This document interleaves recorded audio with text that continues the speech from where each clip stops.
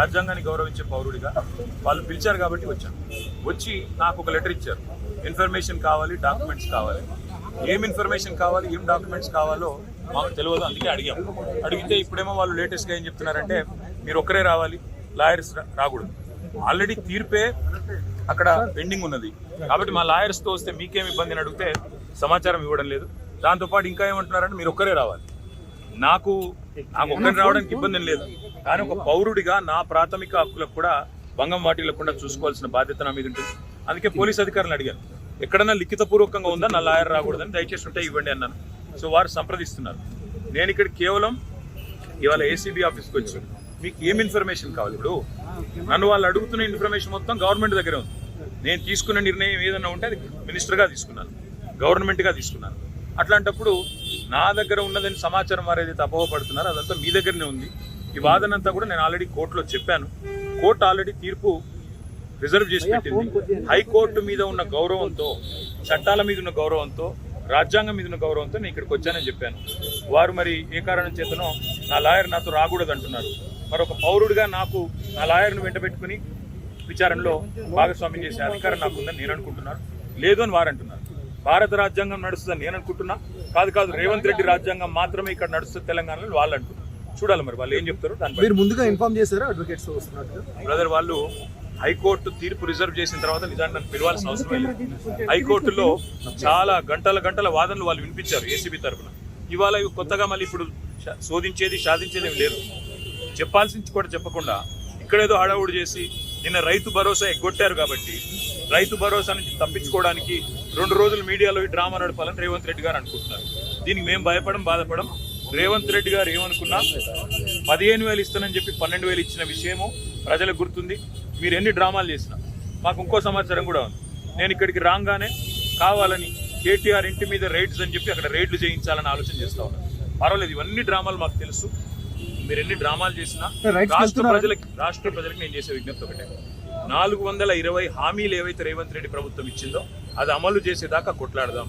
కేసులు ఎన్ని పెట్టినా, మీడియా మేనేజ్మెంట్ పాలిటిక్స్ ఎన్ని చేసినా భయపడాల్సిన అవసరం లేదు, బాధపడాల్సిన అవసరం లేదు. వాళ్ళు ఎన్ని రైడ్స్ చేసుకున్నా, ఎన్ని డ్రామాలు చేసినా నా లాయర్లు ఉంటే వాళ్ళకి వచ్చిన ఇబ్బంది ఏంటంటే, నాతో పాటు లాయర్లు ఉంటే నా రైట్స్ ప్రొటెక్ట్ చేయబడతాయి. ఇక్కడ మా పట్నం నరేందర్ రెడ్డి గారిని అరెస్ట్ చేసినప్పుడు ఆయన ఇవ్వని స్టేట్మెంట్ ఇచ్చినట్టుగా పోలీసులు తప్పుడు వార్తలు రాసి మీడియా లీక్ చేశారు. కాకుండా నా రైట్స్ నేను ప్రొటెక్ట్ చేసుకోవాలి కాబట్టి లాయర్ ఉండాలని కోరుతున్నాను. వాళ్ళకి వచ్చిన ఇబ్బంది సార్. ఇప్పుడు ఈ స్థాయిలో ఆంక్షలు పెట్టారు, మీరు నేరుగా విచారణకు అటెండ్ అవుతున్నారు. వాళ్ళు చెప్పిన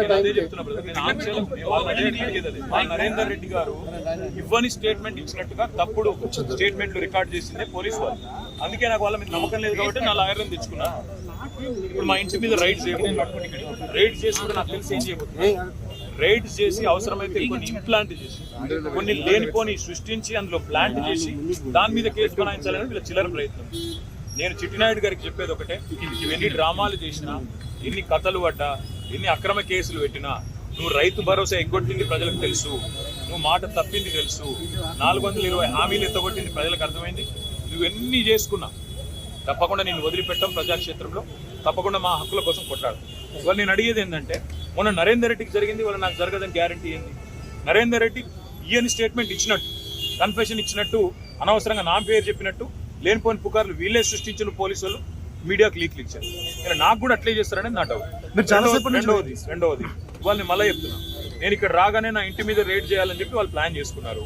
తప్పకుండా నా ఇంటి మీద రైడ్ చేస్తే కూడా అందులో ఏమని ఇరికిచ్చి రేవంత్ రెడ్డి గారు ఇచ్చిన 2 చిట్టీలు, అవసరమైతే ఇంకో 2 ఏమైనా సృష్టించి అని ఇరికిచ్చి కావాలని బదనాం చేయాలన్న చిల్లర ప్రయత్నం చేస్తున్నారు.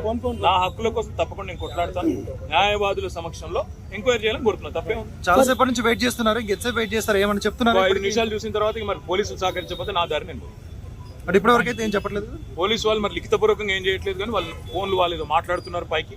రేవంత్ రెడ్డికి మాట్లాడుతున్నారో మరి ఇంకా డీజీపీకి మాట్లాడుతారో ఎవరికి మాట్లాడుతారో తెలియదు. వాళ్ళు ఏం చెప్తారో దాన్ని బట్టి నా తత్పరి. సార్, ఇప్పుడు అడ్వకేట్స్ అనుమతి లేదు అనేది అయితే నిబంధన లేదు. అడ్వకేట్స్ అనుమతి లేదు అనేది తప్పు. మొన్న పట్నం నరేందర్ రెడ్డి మీద ఏ కుట్ర అయితే వీళ్ళు చేసిండ్రో, ఆయన ఈయని స్టేట్మెంట్ ఇచ్చినట్టు పోలీసు వాళ్ళు ఏదైతే దొంగ స్టేట్మెంట్ సృష్టించి ఆయనను నన్ను బద్నాం చేసే ప్రయత్నం చేసిండ్రో అది జరగకూడదన్నదే నా తాపత్రయం. అందుకే లాయర్ ఉండాలని నేను కోరుతున్నా. లాయర్ ఉంటే వాళ్ళకి అభ్యంతరం ఏందో నాకు అర్థమైతే లేదు. ఏమైనా కానూన్ ఉందా చూపెట్టు, కాగితం చూపెట్టు, కాగితం చూపెట్టు. సార్ మీరు క్వశ్చన్ చేస్తే ఏం చెప్తున్నారు సార్? అడ్వకేట్స్ తీసుకొని వెళ్తాను. కానీ మా ఇష్టం, ఇది ఇక్కడ భారత రాజ్యాంగం లేదు, అంబేద్కర్ రాసిన రాజ్యాంగం లేదు, అనుముల రేవంత్ రెడ్డి రాసిన రాజ్యాంగం ఉంది. మా ఇష్టం, మా జాగిరి అంటారు. ఏం చేయాలి?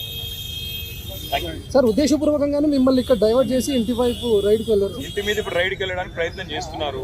వాళ్ళు రైడ్ చేసి కూడా మన ప్లాంట్ చేస్తారనేది నా అనుమానము. తప్పకుండా చట్టపరంగా న్యాయపరంగానే వర్లేదు. ఆల్రెడీ తీర్పు రిజర్వ్ అయ్యి ఉంది. అయినా ఈ డ్రామా చేయాల్సిన అవసరం ఏంటో పోలీసులకి తెలుసు. ఈవెన్ ఫామ్ హౌస్ కేసులో కూడా ఇంటి దగ్గరకు వచ్చి ఎలాంటి అనుమతులు లేకుండా దగ్గరికి వచ్చి డ్రామా చేసి అక్కడ ప్లాంట్ చేసి రేవంత్ రెడ్డి ఇచ్చిన కొన్ని ఆడ పత్రాలు పెట్టి లేదా ఇంకోటి పెట్టి కేసులు పెట్టి ఇరికేయాలనేది వాళ్ళ తాపత్రయం.